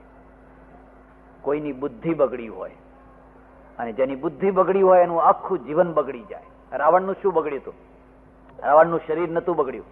રાવણનું શરીર તો બહુ કદાવર ને બહુ સુંદર હતું, પણ એને બુદ્ધિ બગડી હતી. ભગવાનને કહેજો, પ્રાર્થના કરજો, હે પ્રભુ, અમારી દશા બગડતી હોય તો ભલે બગડે, પણ બુદ્ધિ ના બગાડીશ. બગડેલી દશા તો કાલ સુધરી જશે. આજ તાંબાના પાયા હશે તો કાલ સોનાના પાયા આવશે, અને કાલ ઉતરી જશે પનોતી, પણ અમારી બુદ્ધિ ના બગાડીશ. જો બુદ્ધિ બગડ, તમારા મનમાં વિચારો એવા આવે કે આનું પડાવી લઉં, આનું આમ ખેંચી લઉં, આનું આમ લઈ લઉં. એટલે બુદ્ધિ જેની બગડે, બસ એમ સમજવાનું કે એનું જીવન બગડી ગયું. અને બુદ્ધિ જ, ગાયત્રીમાં શું કહ્યું છે? ધિયો યો નઃ પ્રચોદયાત ધિયો યો નઃ. પ્રભુ અમારી બુદ્ધિને પ્રેરણા આપો, અમારી બુદ્ધિ બગડે ને, અમારા વિચારો શુદ્ધ રહે. આ જે કુબ્જા નામની જે બુદ્ધિ છે એ બુદ્ધિના 3 વાંકો છે. યાદ રાખવા હોય તો રાખી લેજો. એના 3 વાંકો છે. એનો જે પહેલો વાંક છે ને, એ પહેલા વાંકમાં છે વિષય લંપટતા, વિષય લોલુપતા. આહાર નિશ એનો ડોળો વિષય વિષય વિષય વિષય વિષય. મધ્યમ માર્ગ હોય તો કોઈ વાંધો નથી, એનો કોઈ નકાર નથી. પણ લોલુપતા, લંપટતા એટલી છે કે એમાંથી બીજી જગ્યાએ ખસતી નથી. એનો બીજો જે દોષ છે, બીજો જે વાંક છે, એ બીજો વાંક શું છે કે પર સુખનું હરણ. પર સુખ એમાં બધું આવી ગયું. પર સ્ત્રી આવી ગઈ, પર ધન આવી ગયું, પારકાની જમીન આવી ગઈ. એક વસ્તુ છે, એ પારકી વસ્તુને કેવી રીતે પડાવી લેવી, કેવી રીતે ખેંચી લેવી, કેવી રીતે હડપ કરી લેવી, આ એનો બીજો દોષ છે. જયારે જુઓ ત્યારે ગજવા કાપવા માટે ટ્રેનિંગ લેવી પડે, પણ એ બહુ હોશિયાર માણસો હોય. અને એનો ત્રીજો જે દોષ છે ને, એ ત્રીજો દોષ છે નાસ્તિકતા. ઈશ્વરથી વિમુખ થવું, પરમેશ્વરથી વિમુખ થવું. સ્વામિનારાયણ સંપ્રદાયમાં ખાસ શબ્દ વપરાય છે. પરમેશ્વરના સન્મુખ રહેવાનું, વિમુખ નહીં થવાનું. પરમેશ્વરના સામે પીઠ કરીને નહીં બેસવાનું, સામે બેસવાનું. કોઈ જગ્યાએ કથા થતી હોય તો સન્મુખ બેસવાનું, સામે બેસીને સાંભળવાનું. એને જયારે વિમુખ થઈ જાઓ, ઊંધા થઈ જાઓ, ત્યારે આ બુદ્ધિ છે ને એ તર્ક કરીને, તાર્કિકતા કરીને ઈશ્વરથી વિમુખ થાય છે. એ કહે છે ઈશ્વર છે જ નહીં, લોક પરલોક છે જ નહીં, આત્મા પરમાત્મા છે જ નહીં, આ કશું છે જ નહીં. ત્યાં એનો ત્રીજો વાંક છે. આ 3 વાંકોને જે સીધા કરી આપે ત્યારે એ થઈ જાય રૂપ રૂપનો અંબાર. ધ્યાન દો, વિષય લંપટતાની જગ્યાએ એના અંદર વિષયના પ્રત્યેનો વૈરાગ્ય આવે. એનો પહેલો વાંક દૂર થયો. પછી જે બીજો વાંક છે એ કે એક માણસોનું હરણ કરી લેવું ઐશ્વર્ય સુખોને, એની જગ્યાએ પોતાનું સુખ બીજાને આપી દેવું. લો ભાઈ લો, દુખી હોય તો લઈ જાઓ, લો આ લઈ જાઓ, અનાજ લઈ જાઓ, કપડાં લઈ જાઓ. લેવાની જગ્યાએ આપે છે. મારે ત્યાં એક વૃદ્ધ માણસ છે, 90 વર્ષના વૃદ્ધ છે. એની દશા અત્યારે બહુ ખરાબ. છોકરા પૈસાદાર છે, છોકરા પૈસાદાર છે, વાણિયા છે અને દુકાનો છોકરાઓ ચલાવે છે, પણ પૈસોય નથી મોકલતા. હું એને કહું કે તમે રહો, શાંતિથી રહો અહીંયા. બાપજી, મેં ધર્માદો નથી ખાધો, વાણિયાનો દીકરો છું, મેં ધર્માદો નથી ખાધો, અને હવે આ 90 વર્ષે મારે ધર્માદો ખાવો પડશે. કેટલી બુદ્ધિ ઊંચી છે. મેં કહ્યું તમારે ધર્માદો ખાવાનો નથી, અહીંયા ધર્માદો છે જ નહીં. અહીં તો એક ભાઈ બીજા ભાઈને આપે છે, એક હાથ બીજા હાથને આપે છે, તમે તમારું જ ખાવ છો. પણ એના મનમાં આઘાત લાગે છે. એટલે માણસ આપતો જ રહે, દેતો જ રહે. અને પછી ત્રીજો વાંક નીકળી જાય એટલે બ્રહ્મ જ બ્રહ્મ, પરમેશ્વર જ પરમેશ્વર. જ્યાં જુઓ ત્યાં એ જ પરમેશ્વર જ પરમેશ્વર. આ 3 વાંક નીકળી જાય તો એ સીધી બુદ્ધિ થઈ. અને એવી જે સીધી બુદ્ધિ થઈ એ કુબ્જા મટીને સુબ્જા થઈ ગઈ. ભગવાને એનો ઉદ્ધાર કર્યો, એની પત્ની બનાવી દીધી, 8 રાણીઓમાંની એક રાણી બનાવી દીધી. પછી તો બધા ઘણી લીલાઓ છે, લાંબી ચર્ચા નથી કરવાની. કંસને કહ્યું, કંસ હું આવી ગયો, તું મને બોલાયો છે ને? કા હું આવી ગયો છું. મલ્લો સાથે લડ્યા, કંસ મુષ્ટિચાણૂર મર્દનમ, અને બધાને માર્યા. પછી કૃષ્ણે કહ્યું કે કંસ બીજાને બધાને શું કામ વચ્ચે મોકલે છે? તારે હાર જીતનો ફેંસલો કરવો હોય તો આવને, આપણે બે તૈયાર જ છીએ ને. અને પછી કંસ અને કૃષ્ણ બેયનું તુમુલ યુદ્ધ થયું, ભયંકર યુદ્ધ થયું. એ ભયંકર યુદ્ધની અંદર રમત રમાડીને ભાગવતકારે લખ્યું છે કે જેવી રીતે ગરુડ છે ને, એ કોઈ સર્પના કણાને પહેલા રમાડે, મારતા પહેલા એને ખૂબ રમાડે, અને પછી જુએ કે હવે બસ રમત પૂરી કરી દેવી છે, અને પછી એને ફેંદી નાખે. એવી રીતે કૃષ્ણે ખૂબ રમત રમાડી. અને કંસ છે ને કોઈ વાર ચડતી, કોઈ વાર કંઈ, અને છેવટમાં એને બરાબર વચ્ચેથી પકડીને આકાશમાં ઉપર ઉપાડી લીધો. ઉપર ઉપાડીને ચકર જેમ પેલું રથ પૈડું ફેરવે એવી રીતે ફેરવ્યો, અને પછી ધડામ દઈને નીચે પછાડીને એની છાતી ઉપર ચડી બેઠા. કંસ, મારી માને જેલમાં પૂરનાર, મારા બાપને જેલમાં પૂરનાર, મા ને બાપનું અપમાન હું સહન નહીં કરું. કોઈ મારું અપમાન કરે તો હું એને સહન કરું. તુલસીદાસજીએ લખ્યું છે, નિજ અપરાધ રિસાઈન રઘુબીર. પોતાના અપરાધ કોઈ કરે તો ભગવાનને કઈ દુઃખ ના લાગે. જો અપરાધ ભગત કરહી, રામ રોષ પાવક સો જરહી. પણ જો ભક્તનો અપરાધ કરે તો ભગવાન સહન ન કરે. હું એનો બદલો લેવા આવ્યો છું, અને કંસનો વધ કર્યો. બસ 11 વર્ષની આ છેલ્લી લીલા. કંસે એના પિતા ઉગ્રસેનને જેલમાં પૂરેલો, જેલમાંથી ઉગ્રસેનને છોડાવી અને ગાદી ઉપર બેસાડ્યા. પોતાના જે અસલ મા બાપ હતા, વસુદેવ ને દેવકી, એ પણ જેલમાં હતા. એમને છોડાવ્યા, એમને મળ્યા, અને મથુરાથી પછી ફરી ગોકુળમાં ન ગયા. મારે બહુ લાંબી ચર્ચા કરવાનો સમય પણ નથી. પછી એ સાંદીપની ઋષિના ત્યાં ગયા. 62 કે 64 દિવસ માત્ર રહ્યા અને વિદ્યા ભણી. એટલું યાદ રાખજો કે કૃષ્ણની જે બાળ લીલા છે એ છેલ્લામાં છેલ્લી 11 વર્ષ સુધીની છે. એક તો આ કેલેન્ડરો વાળા જે કેલેન્ડરો બનાવે, એમાં જે ચિત્રો મૂક્યા હોય એમાં ગોપી ને કૃષ્ણની સરખી ઉંમર બતાવી હોય, અને સરખી ઉંમર બતાવી હોય એટલે લોકો એ ભૂલી જાય કે આ 7-8 વર્ષનું છોકરું છે. અને પેલી જે ગોપી છે ને, એ તો એના કરતા તો એના મોટા છોકરા છે. એ તો પરણેલી છે, એને 2-3 છોકરા છે. આ વિભેદને લોકો ધ્યાન નથી દેતા. વ્યાસનું જે અટપટું સાહિત્ય છે, આ જે યોગ ભાષાનો ગ્રંથ છે, એમાં ઉંમર તરફ તો એક તરફ તો ભેદ નથી દેવાતો. રામતીર્થ સ્વામી અમેરિકામાં રહે અને એમના પ્રવચનોથી લોકો બહુ મુગ્ધ થયેલા. અમેરિકન પ્રજા છે ને એક વિશેષ ખાસિયત વાળી પ્રજા છે, ફ્રી મુક્ત પ્રજા છે. જર્મનીમાં જાઓ, તમારું પ્રવચન સાંભળવા કોઈ તૈયાર નહીં, અંગ્રેજ લોકો તૈયાર નહીં. એ બધા રિઝર્વ પ્રજા છે, પોતાના જુનવાણી પ્રજા છે. પણ અમેરિકામાં જાઓ, જેમ ગુજરાતમાં કોઈ પણ સંપ્રદાય વાળો આવે, કોઈ પણ પંથ વાળો આવે, કોઈ પણ લઈને આવે તો એને અનુયાયીઓ મળે ને ગુજરાત કોઈને નિરાશ કરતું. એમ અમેરિકાની પણ એક ખાસિયત છે. તો અમેરિકામાં ઘણા અનુયાયીઓ અને ઘણા લોકો મુગ્ધ થઈને સાંભળે. પણ પાદરીઓએ જે પ્રચાર કરેલો ને એના કારણે હિન્દુ ધર્મ પ્રત્યે પૂર્વગ્રહ બંધાયેલો. તમારા ભગવાન તો વ્યભિચારી હતા, તમારા ભગવાન તો આવા હતા, તમારા ભગવાન તો આવા હતા. રામતીર્થે કહ્યું, કોઈ વાર હું તમને જવાબ આપીશ. સરોવરના કિનારા ઉપર હરિયાળી ઘાસ ઉપર પ્રવચન ચાલે ને હજારો માણસો આવી રીતે બેઠેલા તન્મય થઈને સાંભળે, મુગ્ધ થઈને વાણી સાંભળે. રામતીર્થે કહ્યું, 2 મિનિટ માટે બધા આંખો બંધ કરી દો. 2 મિનિટ પછી જ આંખો ખોલવાની છે. બધાએ આંખો બંધ કરી દીધી. રામતીર્થ સ્ટેજ ઉપરથી નીચે ઉતર્યા અને મુઠ્ઠીઓ વાળીને દોડ્યા. બહુ દોડતા, એમનામાં દોડવાની બહુ શક્તિ હતી. મિલિટરીની ચાલથી વધારે ચાલી શકતા. બહુ દોડ્યા. જયારે 2 મિનિટ પછી આંખો ઉઘાડી તો સ્ટેજ તો ખાલી પડેલું છે, અને સ્ટેજ ખાલી પડેલું છે એટલે લોકોએ વિચાર્યું કે ક્યાં ગયા, તો જોયું તો પણ દૂર દોડી રહ્યા છે. એટલે સભા ઉઠીને દોડવા માંડી પાછળ. સ્ત્રીઓ, પુરુષો, બહેનો, ભાઈઓ બધા પાછળ દોડવા લાગ્યા. એટલે પેલા વધારે દોડવા લાગ્યા. સ્વામીજી ઉભારો ઉભારો ઉભારો ઉભારો એટલે ઉભા રહ્યા. કેમ? પણ તમે દોડ્યા કેમ? તમે જતા કેમ રહ્યા? એમાં તમારે શું લેવા દેવા છે?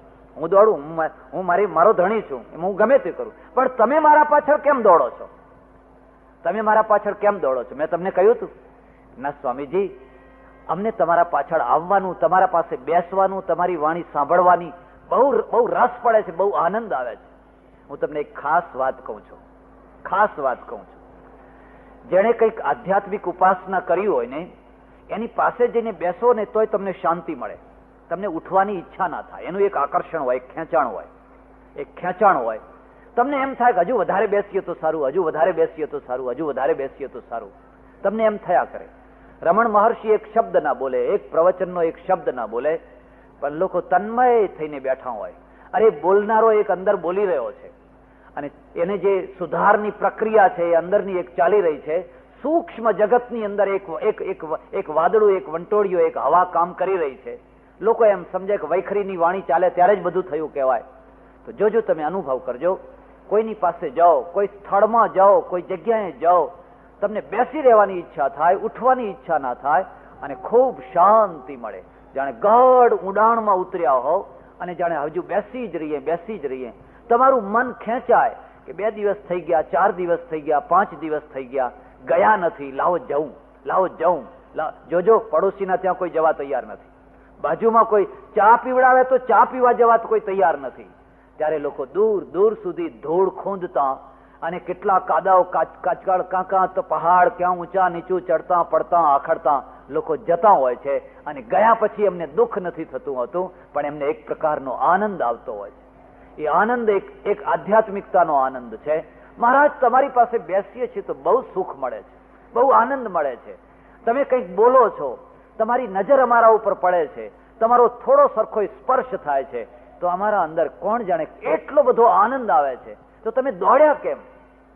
અને રામકૃષ્ણે કહ્યું, રામ તીર્થે કહ્યું, જો હું તો સંન્યાસી છું, મુંડન કરાવેલો મૂંડિયો છું, મેં કોઈ મેકઅપ નથી કર્યો, મેં કોઈ શણગાર નથી કર્યા, મેં કોઈ સોના ચાંદીના દાગીના નથી પહેર્યા, એમ હું કોઈ ભર યુવાન માણસ નથી, યુવાવસ્થાનો. તો મારા જેવા એક સામાન્ય માણસના પાછળ તમે પાગલ થઈને દોડો છો. તમારા અંદર કોઈ વિકાર છે કે ના? અમારા તો ઉલટા વિકાર શમી ગયા. અને વિકાર શમનનું જે સુખ છે એના જેવું તો બીજું કોઈ સુખ નથી. વિકારના ભડકા જેવી કોઈ મોટી આગ નથી. એ ભડકાને જે શાંત કરે એના જેવી મોટી કોઈ શાંતિ નથી. તો અમને તો બહુ સુખ મળ્યું છે. તો વિચાર કરો કે કોઈ નાનો બાળક 5 વર્ષનો, 7 વર્ષનો, 10 વર્ષનો, રૂપનો અંબાર અને નખરાબાજ, એની પાછળ જો વ્રજની ગોપીઓ પાગલ થઈ હોય અને પાગલ થઈને એના પાછળ દોડતી હોય, પોતાના બાળકો પડતા મૂકીને દોડતી હોય, તો એને તમે વિકાર માનો છો? એ વિકારના કારણે દોડતી હશે. તમે ઉંમર તરફ ધ્યાન કેમ નથી આપતા? જે ભાગવતે, જે શાસ્ત્રે આ આખી કથા રચી છે, એ કથા રચનારે જે ઉંમર મૂકી છે એના તરફ કેમ ધ્યાન નથી આપતા? અને ત્યારે લોકોએ કહ્યું, સ્વામીજી બિલકુલ સાચી વાત છે. એટલે કૃષ્ણ લીલા આપણે 11 દિવસથી જે ચર્ચા કરીએ છીએ, એ ચર્ચા કરવા માટેનો એક જ મારો હેતુ હતો કે શ્રીમદ ભાગવતના આધ્યાત્મ પક્ષને લોકો સમજે. ચીલાચાલુ કથાઓ કરતા હોય છે, કેટલીક વાર તો આઘાત થતો, દુઃખ થતું હોય છે. લોકો એમ કે, મોટા મોટા સારા શાસ્ત્રીઓ એવું કે, રામ કરે એ કરવાનું, પણ કૃષ્ણ કરે એ કરવાનું નહીં. હું કહું, આનાથી વધારે મોટી ગાળ ના હોય કોઈ. એનો અર્થ તો એ થયો કે રામે કર્યું છે એ બહુ સારું કામ કર્યું છે, એટલે એમનું અનુકરણ કરી શકાય, પણ કૃષ્ણે કે એ કરવાનું, કરે એ નહીં કરવાનું. તો કૃષ્ણ બોલ્યા છે જુદું અને કર્યું છે જુદું. આથી વધારે કોઈ ગાળ હોય? કે કૃષ્ણ બોલતા હતા બહુ સારી વાણી, પણ કામ કરતા હતા કંઈક જુદું. એમને ખબર નથી કે તમે કૃષ્ણને ગાળ દઈ રહ્યા છો. પરદેશમાં જે ફજેતી થાય છે કે કરવાની, એમાં અમે તમે પ્રમાણ આપી રહ્યા છો. હું તમને કહું છું કે કૃષ્ણ એક સુંદર ઊંચામાં ઊંચું આધ્યાત્મિક રૂપ છે. એનું જે મહાભારતનું જે રૂપ છે એની ચર્ચા તો આપણે કરી શકવાના નથી. એમાં પૂર્ણ નૈતિકતા, પૂર્ણ વ્યવહાર અને પૂર્ણ ધર્મ, એ પૂર્ણ આવ્યું એટલે એમને પૂર્ણ પુરુષોત્તમ કહેવામાં આવ્યા. એમને અર્ધ પુરુષોત્તમ કહેવામાં નથી આવતા, એમને પોણા પુરુષોત્તમ કહેવામાં નથી આવતા, પણ એમને પૂર્ણ પુરુષોત્તમ એટલા માટે કહેવામાં આવે છે કે એ જેવું બોલ્યા છે એવું જ એમણે પાડ્યું છે. અને એમના એક ચરિત્ર દિવ્ય ચરિત્રો છે. શરત એટલી છે કે ચરિત્રોના અંદર ગર્ભમાં ડૂબકી લગાવવી પડે. તો જો ઉપરથી તમે જાઓ તો પરમહંસોના ગ્રંથને અપરમહંસો થઈ અને જોવા જશો તો કાદવ સિવાય હાથમાં કંઈ નહીં આવે. સજ્જનો, 11 દિવસ સુધી અહીં બેસી અને તમારા આગળ ભગવાને જેવી શક્તિ આપી એવી મેં તમારા આગળ કંઈક વ્યાખ્યા કરી. એમાં કંઈ ભૂલચૂક થઈ હોય, ભૂલચૂક રહી ગઈ હોય, કોઈ વ્યાખ્યા અધૂરી રહી ગઈ હોય, કંઈ જાણતા અજાણતા દોષ આવ્યો હોય, તો તમે અને પરમેશ્વર મને ક્ષમા કરજો. મારાથી જાણતા અજાણતા કોઈના હૃદયને આઘાત પહોંચાડાયો હોય, મારી કોઈ એવી ઈચ્છા ન હોય, છતાં કોઈના મનમાં એમ થઈ ગયું હોય કે આ વાત તો બિલકુલ મારા ઉપર જ થઈ છે, મને જ મહારાજે કહી. હું તો તમને કોઈને ઓળખતો નથી અને મારે તમને કોઈને ઓળખવાય નથી. હું મને ઓળખું તોય ઘણું થઈ ગયું છે, એટલે મારે તમને કોઈને ઓળખવા નથી. પણ છતાંય કોઈ વાણીના કોઈ એક ખૂણાના કોઈ એક શબ્દના કારણે પણ કોઈને કંઈ દુઃખ થયું હોય તો પરમેશ્વર મને ક્ષમા કરે. જે કંઈ સારી વાતો કહી એ મારા ગુરુની પ્રસાદી છે, એ મારા ગુરુની કૃપા છે, એ સંતોની પ્રસાદી છે અને એ સંતોની કૃપા છે. એમાં સારું એ બધું પરમેશ્વરનું છે અને ગુરુજીનું છે. એમાં જેટલું કંઈક ખરાબ હોય એ બધું મારું છે. મને એક સામાન્ય માણસ સમજી અને તમે એને અહીંને અહીં છોડી દેજો અને એને ભૂલી જજો. બસ આટલી જ વાત મારે તમને કરવાની છે. સાબરમતીનું સત્સંગ મંડળ ઘણા ટાઈમથી તમને સત્સંગ પૂરો પાડે છે. સરસ સારા વક્તાઓને બોલાવી અને તમને વર્ષમાં અનેક વાર સારી કથાઓ સંભળાવે છે. મારી પાછળ કેટલાય ટાઈમથી પડ્યા હતા, ખાસ કરીને રામભાઈ જોશી સાહેબ વગેરે. અને મારે આવવાની કોઈ ઈચ્છા નથી, કોઈ પ્રવચન કરવાની મને જરાય ઈચ્છા નથી થતી, જરાય રસ નથી. હું એક થાકેલો માણસ છું, હું એક હારેલો માણસ છું અને મને એમ લાગે છે કે આ બધું કરવાનું કંઈ નથી. એટલું ઢોંગ ને એટલું પાખંડ ચાલે છે કે મનમાં ઘણી વાર દુઃખ થાય છે. આના કરતા ચૂપ થઈને બેસી રહેવું સારું. પણ આ લોકો મને ખેંચી લાવ્યા અને 11 દિવસ સુધી અહીં બેસી અને મેં મારું કર્તવ્ય બજાવવાનો કંઈક પ્રયત્ન કર્યો છે. એ પ્રયત્નના અંદર જે કંઈ સારું હોય એનો યશ તમે આ સત્સંગ મંડળને પણ આપજો, કારણ કે એમણે પુરુષાર્થ કર્યો છે. ફરીથી પરમેશ્વરનો આભાર, તમારા સૌનો આભાર, સત્સંગ મંડળને ધન્યવાદ આપી અને કથાની સમાપ્તિ કરું છું. કથાની સમાપ્તિ પછી મોટેરા આશ્રમના પરમ વંદનીય મહારાજ શ્રી પધારેલા છે અને એમની અમૃતવાણી તમારે મારે આપણે સૌએ સાંભળવાની છે, એટલે સૌ શાંતિથી બેસી રહેજો. અચ્યુતમ કેશવમ રામ નારાયણમ કૃષ્ણ દામોદરમ એવમ હરિમ શ્રીધરમ માધવમ ગોપિકા વલ્લભમ જાનકી નાયકમ રામચંદ્રમ ભજે. કૃષ્ણ કનૈયા રામચંદ્ર ભગવાન કી. ઉમાપતિ મહાદેવ કી. પવન સુત હનુમાન કી. સનાતન ધર્મ સદગુરુદેવ કી. નમઃ પાર્વતી પતે. હર હર મહાદેવ. હર